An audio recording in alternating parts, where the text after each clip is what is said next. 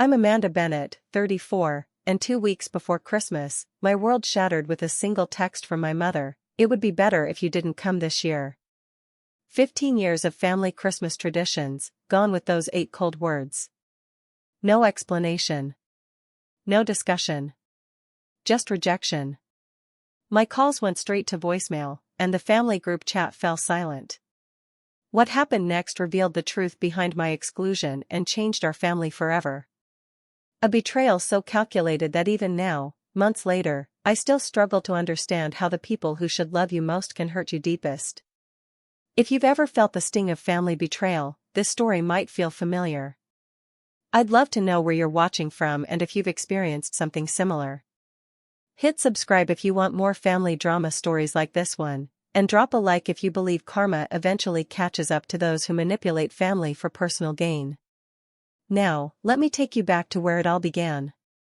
To understand why my mother's text hit me like a physical blow, you need to know about the Bennetts.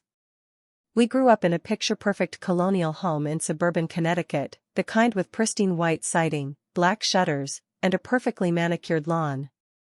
My father Richard is a financial advisor who built his business from scratch, a self-made man who rarely showed emotion but demanded excellence. My mother Diane was the quintessential homemaker turned real estate agent once we were old enough, the woman who organized every school fundraiser and neighborhood barbecue with military precision. Then there's my younger brother Tyler, now 30, who has always been the golden child. Football star, business school graduate, followed in Dad's footsteps. He married his college sweetheart Megan, gave my parents their first grandchild, and bought a house 3 streets over from our parents. Tyler could do no wrong in their eyes, even when he totaled Dad's car in high school or when he dropped out of his first college before transferring somewhere more suitable. My older sister Jessica, 36, escaped to California right after college and rarely comes back. She's a graphic designer for a tech company in San Francisco, and years ago she told me, "I love you, but I can't deal with the Bennett family dynamics anymore." For years, I thought she was overreacting. Now I understand she just saw the truth before I did. In our family, I was always the peacekeeper, the fixer. When Dad and Tyler argued about curfew, I was the mediator. When Mom and Jessica fought about Jessica's alternative lifestyle choices, Mom's words for Jessica's vegetarianism and decision to live with her boyfriend before marriage, I was the diplomatic core. I spent my childhood and adult life trying to earn the same approval that came so naturally to Tyler, but somehow I always fell short. Every Christmas for 15 years, we gathered at my parents' home. Mom decorated with precision, the tree had to have exactly the right ornament placement, the garland on the staircase wrapped just so, and the dining table set with grandmother Eleanor's fine china. Each family member had assigned tasks, and deviations were not tolerated. My role was usually handling the desserts and helping Mom in the kitchen while Tyler and Dad watched football. Jessica, when she came, was relegated to setting the table, the easiest job because Mom didn't fully trust her not to mess something up. Last year was particularly tense because I had just finalized my divorce from Brian. We'd been high school sweethearts, married for 8 years when I discovered his affair with a colleague. Despite the clear betrayal, my family viewed the divorce as my failure. "Marriage takes work, Amanda," my mother said repeatedly, as if I hadn't spent years trying to save a relationship that Brian had already abandoned. "The Bennett women stick it out," she'd remind me, echoing the family mythology about resilience that somehow only applied to tolerating mistreatment. After the divorce, I rebuilt my life piece by piece. I found a new apartment in Boston, drew myself into my marketing executive position, and started therapy with Dr. Karen Mitchell, who helped me understand the dysfunctional patterns I'd normalized. For the first time, I was creating boundaries with my family, which they interpreted as me being difficult or unstable. What I didn't know then was how much the Bennetts relied on secrets. Every family has them, I suppose, but ours were particularly well guarded. Financial troubles were never discussed. Disagreements were buried rather than resolved. And as I would soon discover, betrayal was planned in whispers behind closed doors. The last Christmas I spent with my family, I noticed unusual tension. Tyler had multiple private conversations with my parents, stopping abruptly when I entered the room. Grandmother Eleanor, normally sharp as a tack at 82, seemed confused about some paperwork my mother kept mentioning. I caught snippets about the trust and property matters, but whenever I asked questions, the subject changed immediately. "Everything's fine, Amanda," my mother had said with that tight smile that never reached her eyes. "Just some boring financial planning. Nothing for you to worry about. Nothing for me to worry about." Those words would come back to haunt me when I discovered what they were really planning. The text came on a Tuesday morning while I was preparing for an important client meeting. My phone pinged with my mother's custom notification sound, and I quickly checked it, expecting the usual question about Christmas plans. Instead, I read, "Amanda, your father and I have been discussing Christmas arrangements this year. Considering everything that's happened and your emotional state since the divorce, it would be better if you didn't come this year. We think a smaller gathering would be less stressful for everyone. I'm sure you understand." I stared at the screen in disbelief. My emotional state? I had been doing better than ever since establishing healthy boundaries. I immediately called her, but the call went straight to voicemail. I tried again. Nothing. I texted back. "Mom, what are you talking about? I don't understand. Why wouldn't I come to Christmas? Is everything okay?" 3 hours later, she responded, "Everything is fine. We just think it's for the best this year. I'll call you after the holidays." After the holidays? As if this was a minor scheduling conflict and not her uninviting her daughter from the family Christmas? I called my father next, hands shaking. "Dad, what's going on? Mom just told me not to come for Christmas." There was a long pause before he answered, his voice unnaturally formal. "Amanda, your mother thinks it's for the best this year. You know how she is about these gatherings. I think we should respect her wishes." "But why? Did I do something wrong? Is someone ill? What's happening?" "Nothing's wrong. We just think, well, your mother thinks it might be easier this way. You've been through a lot with the divorce, and..." He trailed off. "That was a year ago, Dad. I'm doing fine now. Well, Tyler and Megan are bringing the baby, and your mother is worried about too much commotion." It was such an obvious lie. Our house had accommodated 20 people for Christmas before. One baby and one divorced daughter hardly constituted overcrowding. "Is Tyler coming with his family?" I asked, already knowing the answer. "Yes, of course." "And is Jessica invited?" Another pause. "Jessica can't make it this year. She's spending the holidays with her boyfriend's family." I hung up and immediately called my brother. "Tyler, what the hell is going on? Mom just uninvited me from Christmas." My brother sounded uncomfortable, clearing his throat several times before responding. "Yeah, I heard about that. Look, Amanda, I'm sure it's just Mom being Mom, you know? Maybe give her some space. It's been a stressful year for everyone." "What does that mean? What stress? The business is doing well, right? Is someone sick? Is it Grandmother Eleanor?" No, nothing like that. Everyone's healthy. There's been some family discussions that got heated. Maybe Mom needs a break." "Discussions about what? And why would that mean I'm excluded?" "I really can't get into it, sis. It's complicated. Just give it some time, okay?" His evasiveness only increased my concern. This wasn't normal, even for our dysfunctional family. I tried Jessica next, surprised when she answered immediately. "They uninvited you too?" she asked before I could explain why I was calling. "Wait, you got the same text?" "No, I never got an invitation in the first place. Mom told me last month that they were keeping it small this year. I assumed that meant everyone was excluded except precious Tyler and his family." "Dad said you were spending the holidays with your boyfriend's family." Jessica laughed bitterly. "Jason and I broke up 2 months ago. Mom knows this. She called to console me, which really meant lecturing me about how I should have tried harder. The pieces weren't fitting together. Something's going on, Jess. Tyler was being weird and evasive when I called him. Of course he was. He's always been their puppet. Look, Amanda, maybe this is a blessing in disguise. Those Christmas gatherings are toxic as hell. But Grandmother Eleanor will be there. She looks forward to seeing us. Call her directly then. Find out what's happening. I did just that. Grandmother Eleanor sounded confused when I asked if she knew I wasn't invited to Christmas. Not coming? Of course you're coming, dear. Your mother has been planning for weeks. She's been having all these meetings with Tyler and that lawyer fellow about the house papers and trust documents they want me to sign at Christmas. House papers? Trust documents?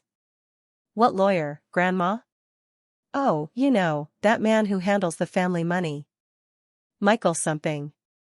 They keep bringing papers for me to sign, but I told them I won't do anything until I see all my grandchildren at Christmas.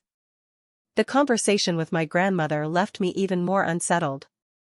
I ended up having a panic attack in my bathroom, hyperventilating until spots swam before my eyes. When I could breathe again, I called my best friend Melissa. They can't just exclude you from family Christmas without explanation, she said after I explained the situation. Something fishy is definitely going on. What are you going to do? I don't know. Part of me wants to respect their boundaries if they really don't want me there, but another part needs to understand why. This isn't just about Christmas. There's something bigger happening. Give yourself a day to process, then start digging. The Amanda I know doesn't just accept being sidelined, especially when your grandmother is involved. She was right. This wasn't just about me being rejected. Something was happening with Grandmother Eleanor's assets, and I had a sinking feeling my exclusion was calculated to keep me from interfering with whatever they were planning. I took a week off work, telling my boss I had a family emergency, which wasn't exactly a lie. Starting with extended family seemed logical, so I called Aunt Patricia, my mother's sister who had always been more straightforward than my mother. Amanda. What a surprise. How are you holding up, sweetie? Her sympathetic tone immediately told me she knew something. I'm confused, Aunt Patricia. Mom uninvited me from Christmas with no explanation. Do you have any idea what's going on? She paused. I shouldn't get involved in your mother's decisions, but... Please, Aunt Patricia. I'm really worried. She sighed. There have been some discussions about family finances. Your father's business, your grandmother's estate. I don't know the details, but your brother has been very involved. What about Jessica? Is she part of these discussions? No, dear. Just Tyler. He seems to have taken a special interest in the family's financial planning lately. Next, I reached out to my cousin Rachel, Tyler's age and his former close friend before they had a falling out years ago. She was more forthcoming. Tyler's been having weekly meetings with your parents for months now, she told me. My mom overheard Aunt Diane saying something about securing the family assets before Christmas. I thought it was weird, but you know how secretive the Bennetts are about money. I tried calling Uncle James, my father's brother, but he was uncomfortably evasive. This isn't my business, Amanda. Your father makes his own decisions, and I suggest you respect them. His tone was almost warning, which only increased my suspicions. I scoured social media for clues. My mother had posted photos of Christmas preparations with captions about our intimate family gathering this year and special Christmas documents to sign.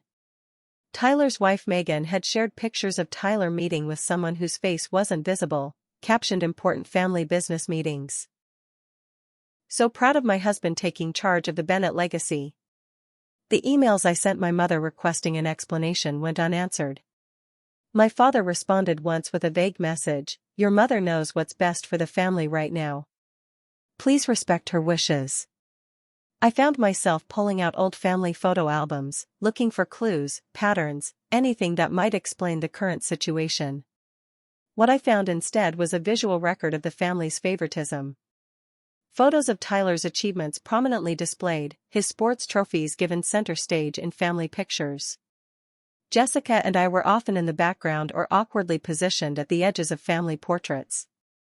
My suspicion about family finances grew stronger, so I researched what I could about the family trust and property holdings. My grandmother owned her home plus a vacation property in Maine, and I knew she had investments that my father helped manage.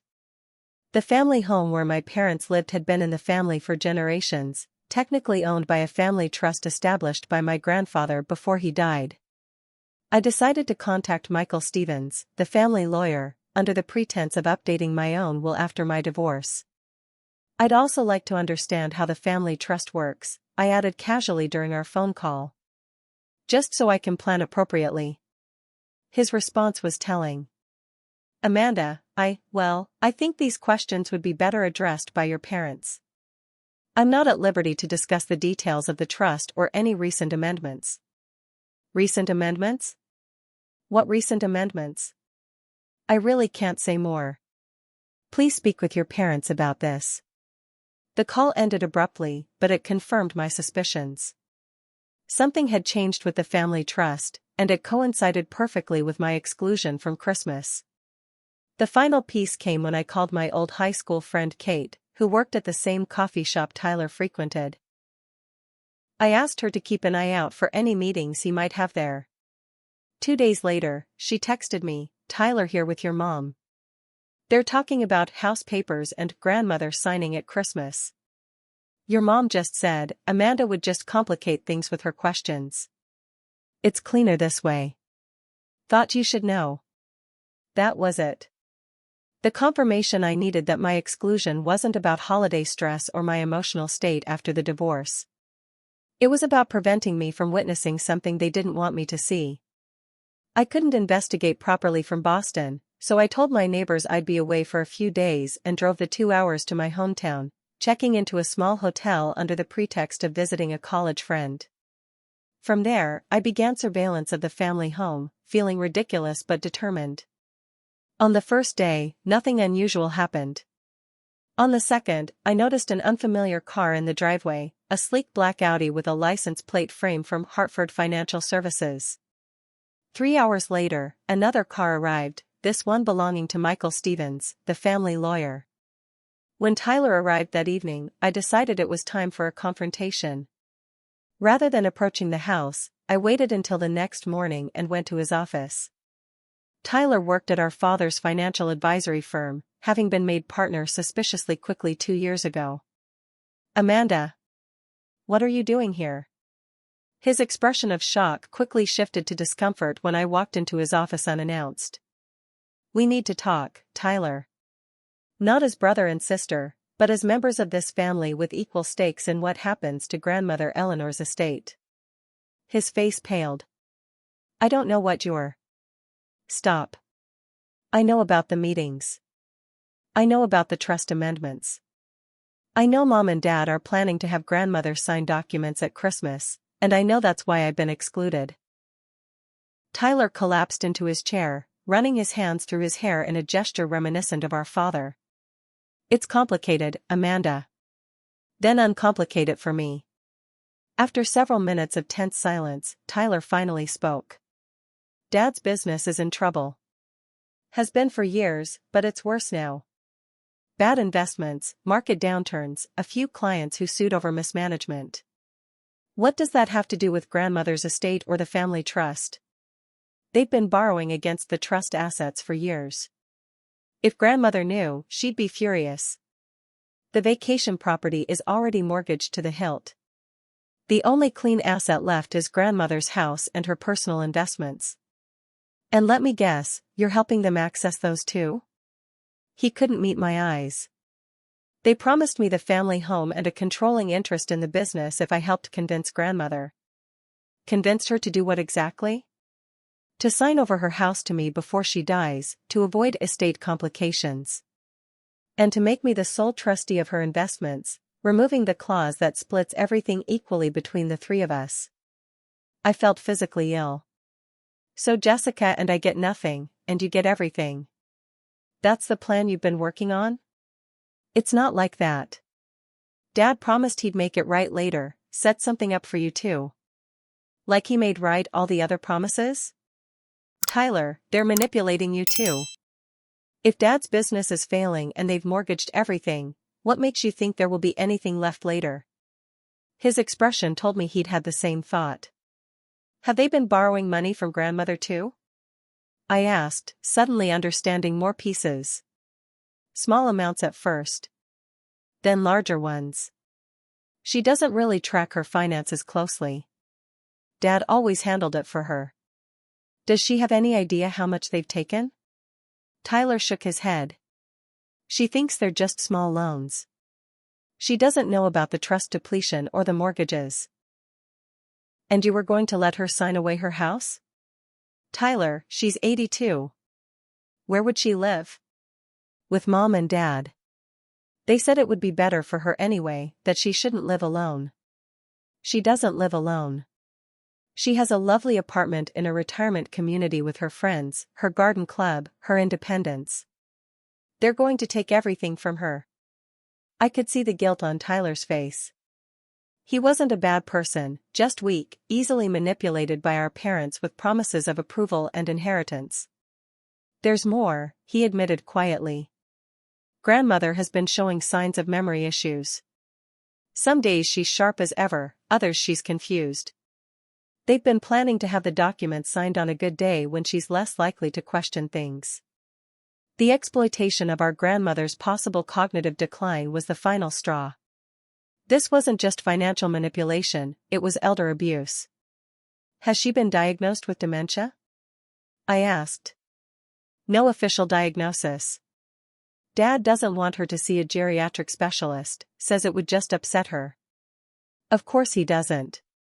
A diagnosis would make any financial documents she signs contestable. I took photos of documents Tyler reluctantly showed me, draft amendments to the trust, preliminary paperwork for transferring the house deed, projections of grandmother's investments if liquidated. Everything I needed to understand the full scope of their plan. As I was leaving, Tyler called after me, "What are you going to do?"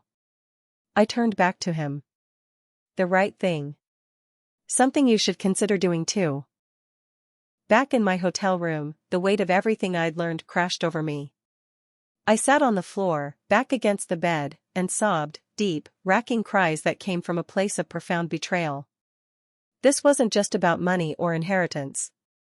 It was about the systematic manipulation of our family, the exploitation of our grandmother, and the calculated exclusion of Jessica and me to facilitate their plan. Childhood memories flooded back with new context, Tyler getting the new bike while I got hand-me-downs. Tyler's college tuition paid in full while I took out loans. Tyler being groomed to take over the family business while my marketing career was dismissed as that job in the city. I called Dr. Karen, my therapist, from the hotel room. "What you're describing sounds like a family system with narcissistic patterns," she said after I explained everything. "Your parents have created a golden child dynamic with Tyler, while you and Jessica were assigned different roles that served the family's emotional needs but not your own interests." But stealing from grandmother? Manipulating her when she might have cognitive decline? That goes beyond dysfunctional into criminal, doesn't it? Unfortunately, elder financial abuse is extremely common, especially within families. The combination of cognitive vulnerability and trust makes older adults perfect targets. The fact that they're explicitly excluding you from witnessing the document signing is very telling. So what do I do? Let them get away with it? Show up at Christmas uninvited and cause a scene? What outcome would feel right to you, Amanda? This isn't just about stopping their plan. It's about what kind of relationship you want with your family going forward. That question stayed with me after we hung up. What did I want? Justice, certainly. Protection for my grandmother, absolutely. But beyond that? I wasn't sure. I called Jessica and told her everything I'd discovered. "I wish I could say I'm surprised," she said, her voice tight. "But this is exactly why I moved across the country. Remember when grandfather died and there was all that confusion about his watch collection? The one he promised to divide between you, me, and Tyler? The collection that mysteriously disappeared and then Tyler showed up wearing grandfather's favorite Rolex a year later? Yes, I remember. That was my first clue about how this family really works. Mom and Dad have been playing favorites and moving assets around for years. I just never had proof until I found those documents in Dad's office. What documents? This was news to me. 5 years ago, before I moved, I needed Dad's signature on some student loan refinance papers. He wasn't home, but Mom said I could leave them on his desk. I found statements showing large withdrawals from accounts in all our names, accounts grandfather had apparently set up for each grandchild. Mine and yours were nearly empty. Tyler's was untouched. Why didn't you tell me this before? I tried, Amanda. Remember that huge fight before I moved to California? When I accused them of stealing from us and Mom said I was being melodramatic and financially irresponsible? You sided with them. The memory hit me like a physical blow. I had dismissed Jessica's accusations, bought into our parents' narrative that she was being dramatic and ungrateful. I'm so sorry, Jess. I should have believed you. Water under the bridge now. But Grandmother Eleanor doesn't deserve this. Neither do you. What's the plan? I think I need legal advice first. If Grandmother is being exploited and might have cognitive issues, there are protections available. I'm coming to Connecticut, Jessica announced. Book me a room at your hotel. We're doing this together. For the first time since receiving my mother's text, I felt a surge of hope. I wasn't alone in this fight. I spent the next day researching elder law attorneys and found Rebecca Taylor, who specialized in financial elder abuse cases. She agreed to see me immediately when I explained the situation. What you're describing is unfortunately common, Rebecca said, echoing Dr. Karen's assessment. But it's also clearly illegal if your grandmother isn't fully informed or lacks capacity to understand these transactions. How do we prove that? We need documentation of her cognitive state and evidence of the planned financial transactions. From what you've told me, your family is being careless, discussing this openly, leaving paper trails. That works in our favor. I have photos of some documents, but not the final versions they're planning to have her sign. That's a start. The next step would be to document your grandmother's mental state with a proper evaluation, but we'd need her cooperation for that. I explained about the Christmas gathering and Rebecca nodded thoughtfully. That gives us a deadline and an opportunity. If you can document their attempts to have her sign papers while excluded family members aren't present, that strengthens the case for manipulation. As I left Rebecca's office with a preliminary plan, I wrestled with conflicting emotions. I was angry, certainly. Betrayed, absolutely. But beneath that burned the ethical question of how to protect my grandmother while minimizing the destruction of our family. Could relationships be salvaged after this? Should they be? The family I had tried so desperately to please my entire life had planned to rob me of my inheritance, exploit my grandmother's declining health, and exclude me when I might interfere. The foundation I thought our family was built on, love, loyalty, legacy, was revealed as a facade covering greed and favoritism.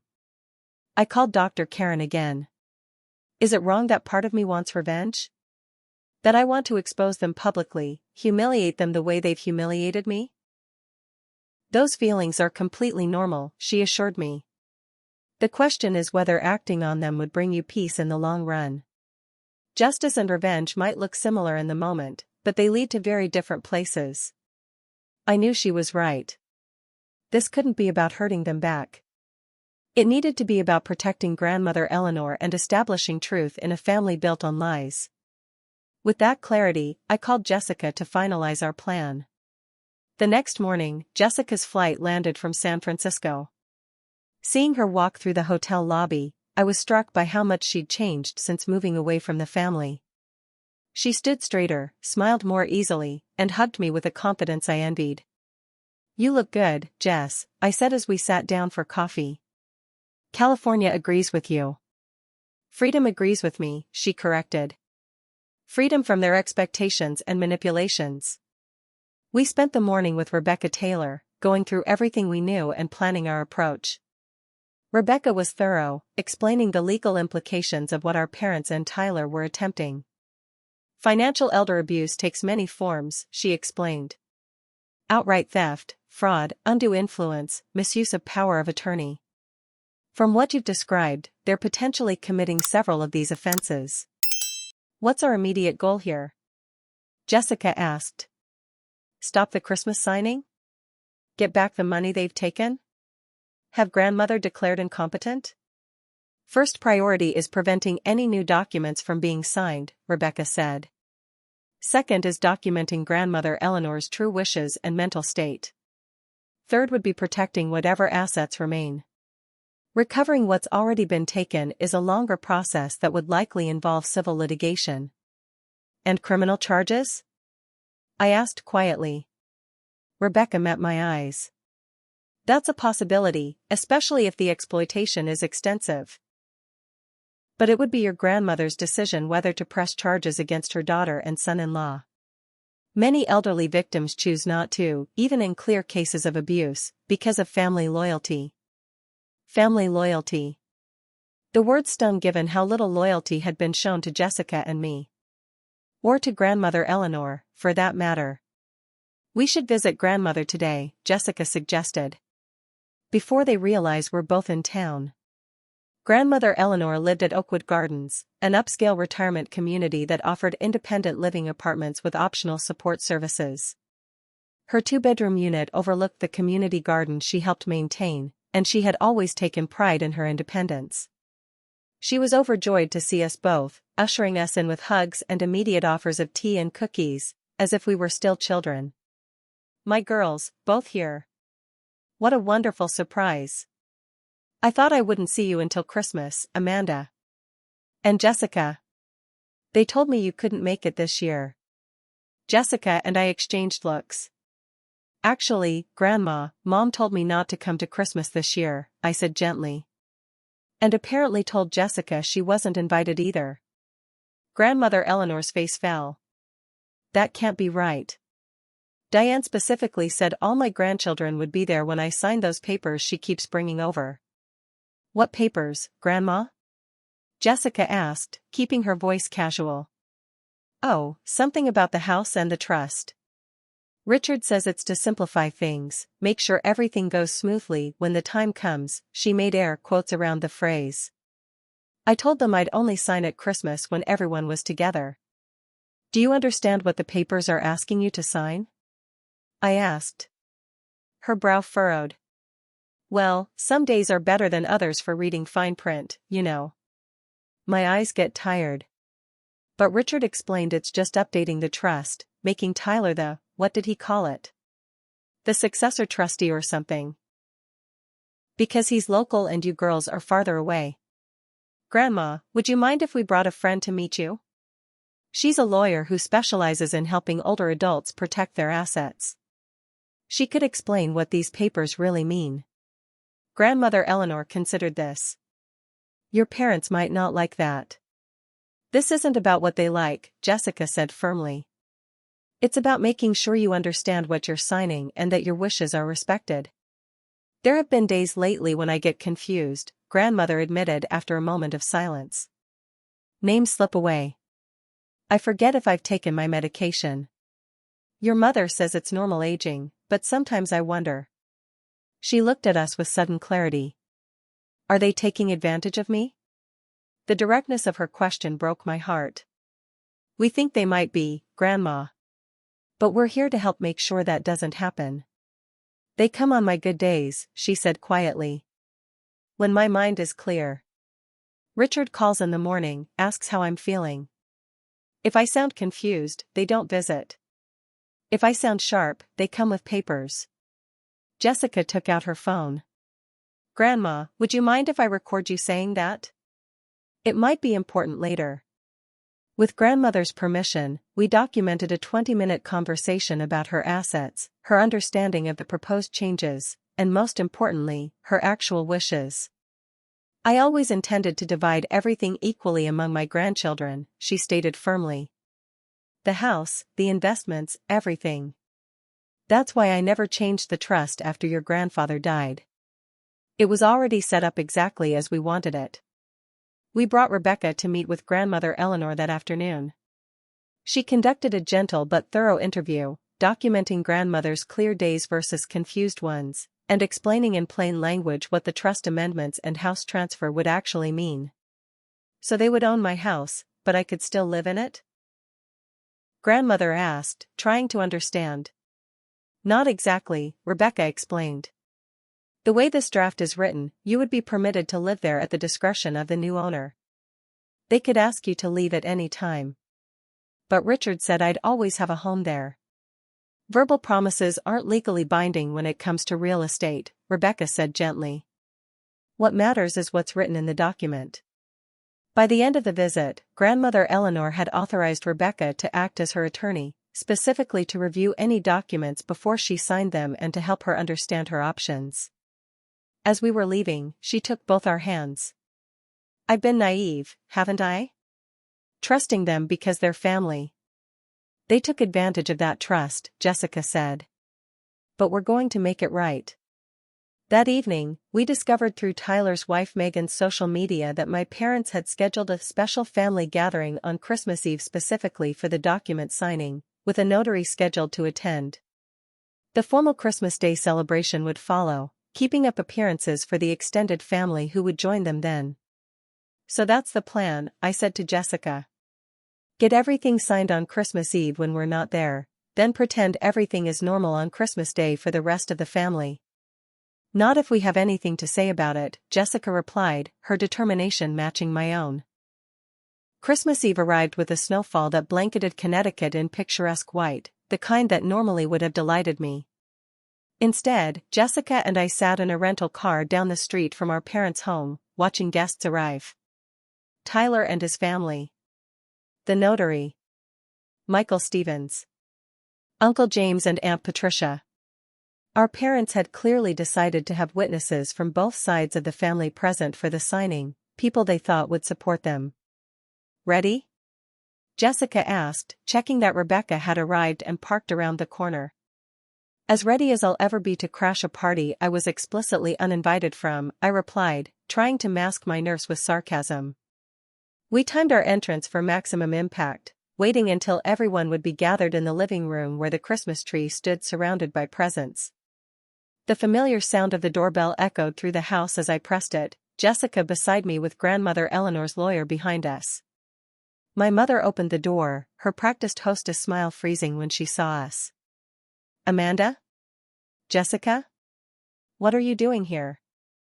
I specifically told you not to come. Yes, we got the message, I said, stepping forward into the foyer. But grandmother Eleanor invited us. Said she wouldn't sign anything unless all her grandchildren were present. Mother's face went pale. This isn't appropriate. We're having a private family gathering. We are family, Jessica replied. Or did you forget that when you were planning to rob us of our inheritance? Lower your voice, Mother hissed, glancing nervously toward the living room where voices had quieted. You don't understand the situation. Actually, we understand it perfectly, I said, removing my coat and hanging it on the rack as if I'd been invited all along. But we've brought someone who can explain it even better. This is Rebecca Taylor, grandmother Eleanor's attorney. Rebecca stepped forward, professional and calm. Mrs. Bennett, I've been retained by Eleanor Bennett to represent her interests in any financial transactions or trust amendments. I'll need to review any documents before they're presented for her signature. This is ridiculous, my mother spluttered. Richard, come here. My father appeared in the hallway, his face hardening when he saw us. Amanda. Jessica. This is inappropriate. You weren't invited. So we've heard, Jessica said. Quite the family Christmas spirit. Before either of our parents could respond, grandmother Eleanor appeared behind my father. Her face lit up when she saw us. Girls. You made it. Oh, and Rebecca too. Wonderful. Now we can all discuss these papers properly. The look of shock on my parents' faces would have been comical in any other circumstance. They clearly hadn't expected grandmother Eleanor to know Rebecca, much less to welcome her so enthusiastically. We moved into the living room where the rest of the family sat in uncomfortable silence. Tyler couldn't meet my eyes. Aunt Patricia looked nervously between my parents and us. The notary, a young woman who clearly hadn't expected family drama, clutched her stamp and ledger like shields. "What's going on, Richard?" Uncle James asked, sensing the tension. "A misunderstanding," my father said smoothly. "Amanda and Jessica weren't expected tonight. Because they deliberately uninvited us, I clarified for everyone's benefit. Specifically to keep us away from this document signing." "That's absurd," my mother interjected. "We simply thought a smaller gathering would be less stressful given Amanda's emotional state after her divorce." "My divorce was a year ago, Mother. I'm doing fine." "What's not fine is attempting to manipulate grandmother into signing away her house and changing her trust without proper legal counsel." The room fell silent. Michael Stevens, the family lawyer, cleared his throat uncomfortably. "Perhaps we should reschedule this meeting for a more appropriate time," he suggested. "No," grandmother Eleanor said firmly, surprising everyone. "I want to address this now, with everyone present. Richard, Diane, I've been thinking about these papers you want me to sign. Rebecca has explained what they actually mean, and it's not at all what you told me." My father's expression darkened. "Mother, you don't need another lawyer. Michael has always handled our family's affairs." "Michael works for you, not for me," grandmother replied with unexpected sharpness. "And apparently there's quite a difference." Rebecca stepped forward. "I've reviewed the draft documents provided to Mrs. Bennett. They include a deed transfer of her primary residence to Tyler Bennett without any protection of her right to occupy the property, and trust amendments that would effectively disinherit Amanda and Jessica Bennett in favor of their brother." Aunt Patricia gasped. "Richard, is this true?" "It's more complicated than that," my father deflected. "We're simply streamlining the estate to avoid unnecessary taxes and complications." "By cutting out 2 of your 3 children?" Uncle James asked, his previous loyalty to my father clearly wavering. My mother attempted damage control. "Amanda has been unstable since her divorce. Irrational. We were concerned about her ability to manage any inheritance responsibly." "That's a convenient excuse," Jessica said. "And what about me? What's your justification for cutting me out?" "You abandoned this family years ago," my mother snapped. "Moved across the country, rarely visit, contribute nothing to maintaining the family bonds." "I left because I saw exactly this happening," Jessica retorted. "The favoritism, the manipulation, the lies." Tyler finally spoke up. "Maybe we should all calm down and discuss this rationally." "That's rich coming from you," I said. "You've been helping them manipulate grandmother for months." "I didn't," he began, then stopped, unable to deny it. "Tyler?" Grandmother Eleanor looked at him with sad disappointment. "You knew about this too?" He couldn't meet her eyes, which was answer enough. Rebecca took control of the situation. "I think everyone needs to understand the legal ramifications here. Financial elder abuse is a serious offense in Connecticut. These documents," she held up copies of what we'd obtained from Tyler, "show a pattern of systematic exploitation. Mrs. Bennett has clearly expressed to me that her wishes are to maintain equal distribution among her grandchildren, not to transfer assets to just one. We were only trying to help manage mother's affairs as she ages," my father insisted. "Her memory has been concerning lately." "Concerning on some days, perfectly clear on others," I pointed out. "Convenient that you only bring paperwork on her good days, isn't it?" "That's enough," my mother said sharply. "You have no right to come in here making accusations." "Actually, I have documentation," I interrupted, pulling out my phone. "Recordings of conversations where Tyler admits to the plan. Evidence of how you've been borrowing money from grandmother without full disclosure. Bank statements showing transfers from the family trust that were never authorized. My father's face had gone from red to white. Where did you get those? Tyler had an attack of conscience, I said, not mentioning that he hadn't exactly volunteered the information willingly. And Jessica and I compared notes on the financial discrepancies we'd both noticed over the years. The notary stood up, gathering her things. I don't think I should be involved in this situation. It sounds like there are legal issues that need to be resolved before any documents can be notarized. Michael Stevens also rose. I agree. Richard, Diane, I can't participate in this signing under these circumstances. The potential liability. He left the implication hanging. My mother made one last desperate attempt. Mother, these girls are trying to manipulate you. They're jealous of Tyler's success, his stable marriage, his children. They want to turn you against us. Grandmother Eleanor looked at her daughter with clear eyes. Diane, I've been trusting you and Richard to handle my finances because you're my daughter and I love you. But that trust has been misplaced, hasn't it? The simple question held such sadness that even my mother couldn't immediately respond. I think I'd like to see exactly what's left of my estate, grandmother continued. Rebecca will help me get a full accounting. And until that's complete, I won't be signing anything. The Christmas Eve document signing my parents had planned so carefully was officially derailed. But the family confrontation was just beginning. The aftermath of our interruption was chaos. The notary and Michael Stevens quickly excused themselves from what had clearly become a family crisis. Aunt Patricia and Uncle James remained, shifting uncomfortably as years of family secrets spilled into the open. I don't understand, Aunt Patricia said, looking at my father. Richard, your business has been doing well. You just took that vacation to Italy. Why would you need to take money from your mother? My father's composed facade was cracking. He loosened his tie, a nervous gesture I'd rarely seen. The business has had challenges. Market fluctuations.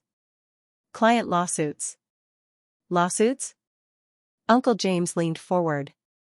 You never mentioned lawsuits. It wasn't relevant to you, my father snapped. How bad is it? Tyler asked, his voice hollow. He was beginning to realize he'd been manipulated too, promised a legacy that might not exist. My father exchanged looks with my mother, who gave a slight nod. We're close to bankruptcy, he admitted. 3 clients sued over investment advice that went south. We lost 2 of the cases. The business assets are nearly depleted. The house has 2 mortgages. The house that's been in the family for generations? Uncle James asked incredulously. How could you? We needed capital to keep the business afloat, my father defended. Everything was going to turn around with the Harrison account. I just needed time. And grandmother's money, I added. And her house. And the trust that was meant for all 3 of us. My mother turned on me. You have no idea what it takes to maintain this family's position. The social obligations, the appearances we have to keep up. So that's what this is about? Appearances? Jessica laughed bitterly. You were willing to steal from your own mother and children to keep up appearances? We weren't stealing, my mother insisted. We were reorganizing family assets to protect them. From whom? Grandmother Eleanor asked quietly. From Amanda and Jessica? The direct question seemed to finally pierce my mother's self-deception. She looked away, unable to answer. Tyler, who had been quiet, suddenly stood up. You promised me the business would be fine once we secured grandmother's investments. You said there was plenty for everyone eventually. His voice cracked. You used me to get to grandmother. We were including you in the family legacy, my father said. Someone had to take over the business, maintain what we've built. What you've built is a house of cards, I said. And you were setting Tyler up to take the fall when it collapsed. The truth of my words hit Tyler visibly. He sank back into his chair, head in his hands. My mother, desperate to regain control, tried another approach. Amanda, your divorce left you emotionally unstable. We were concerned about your judgment with any significant inheritance. We were protecting you from yourself. That's convenient timing, Jessica observed. Using Amanda's divorce as an excuse when you'd been planning this for over a year. I found emails on Tyler's computer dating back 18 months discussing how to streamline the Bennett estate. You went through my computer? Tyler looked up, shocked. Someone had to find the truth, Jessica replied without apology. More revelations came tumbling out as the evening progressed. How my parents had used similar tactics with Jessica years ago, claiming her alternative lifestyle made her unreliable with family resources. How they had borrowed increasing sums from grandmother Eleanor without proper documentation. How Tyler had been promised the business, the house, and control of the family trust if he helped convince grandmother to sign. Uncle James, whose loyalty to my father had always seemed unshakable, looked disgusted. Richard, we grew up being taught that family means something. That the Bennett name stands for integrity. I was trying to save the family legacy, my father shouted, finally losing his composure. Everything I've done has been to protect what Dad built, what his father built before him. By stealing from your mother? Uncle James shook his head. That's not protecting a legacy. That's destroying it. Aunt Patricia turned to grandmother Eleanor. I'm so sorry, Eleanor. I suspected something wasn't right, but I never imagined it was this bad. Throughout the confrontation, Rebecca had been quietly taking notes. Now she spoke up. Mrs. Bennett, given what we've learned tonight, I recommend we take immediate steps to secure your remaining assets and conduct a forensic accounting of all transactions involving your accounts over the past 5 years.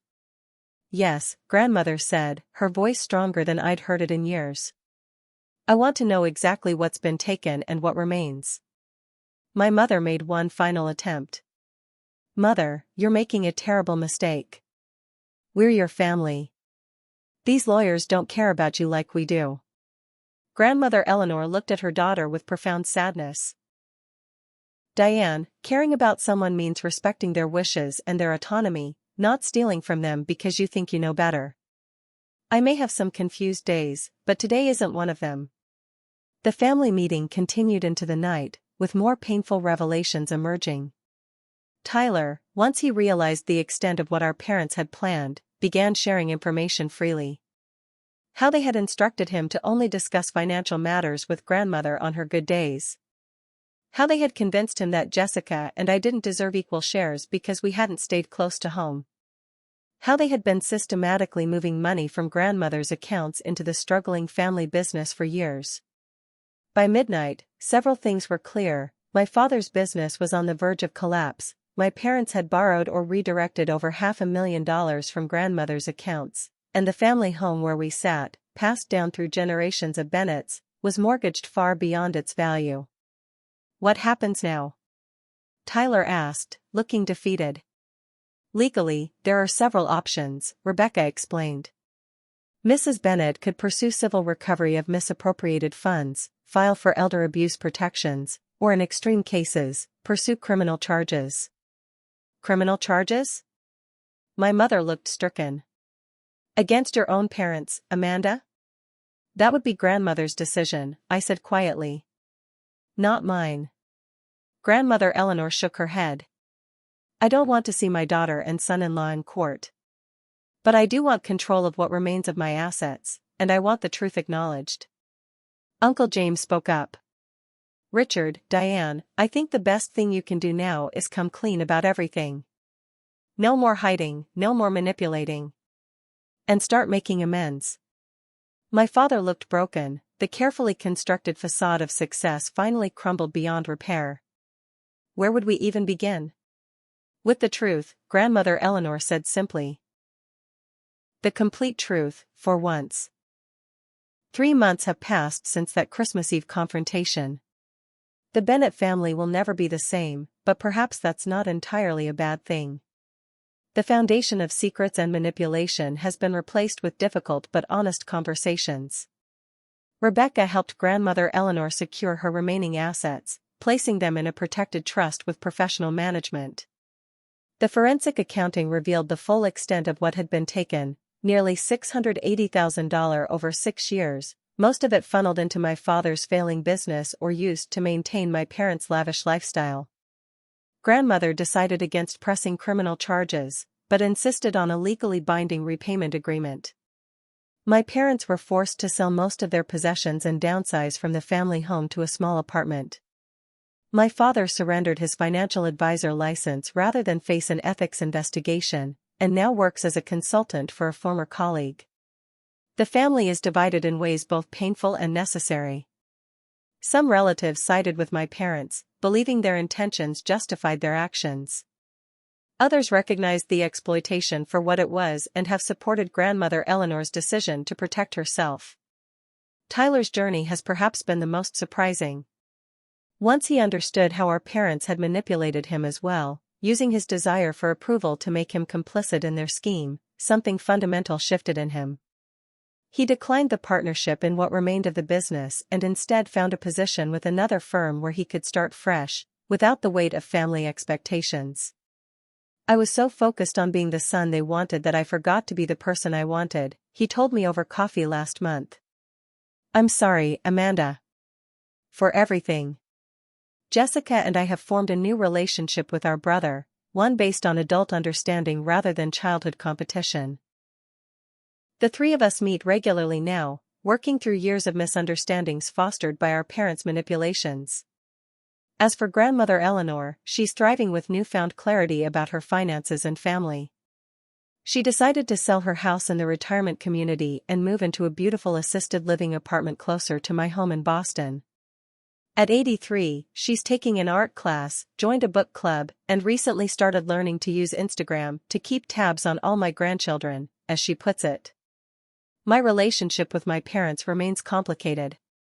My father has shown genuine remorse, calling me weakly, awkwardly attempting to rebuild some kind of relationship without the leverage of family money or obligation.